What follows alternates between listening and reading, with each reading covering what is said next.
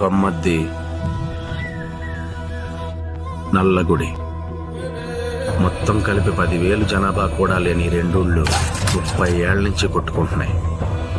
నారపరెడ్డి నీడ కింద కొమ్మద్ది, బసిరెడ్డి బలం మీద నల్లగుడి. ఆ నియోజకవర్గంలో ఉన్న 25 ఊళ్ళని 2 ముక్కలుగా విడగొట్టేశాయి. పండగల కొత్త బట్టలు కొనుక్కున్నట్టు ఏడాదికోసారో 2 ఏళ్ళకోసారో ఈ కూలీలు జరుగుతూనే ఉంటాయి.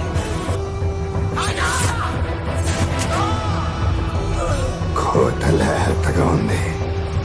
నారపరెడ్డి బిడ్డ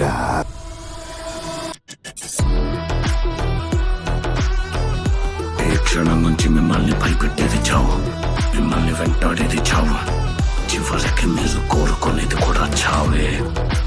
ఈ పొత్తు మీరు ఆమెను ఏమైనా చేయొచ్చు, కానీ రేపు నాది.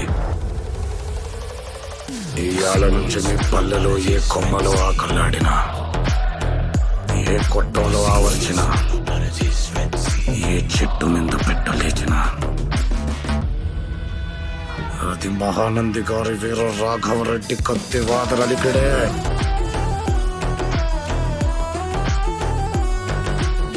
నల్లమప్పు ఆకాశాన్ని కమ్మినట్టు నల్లగుడిని కమ్మేస్తా. సావు కనుకుంటుంటే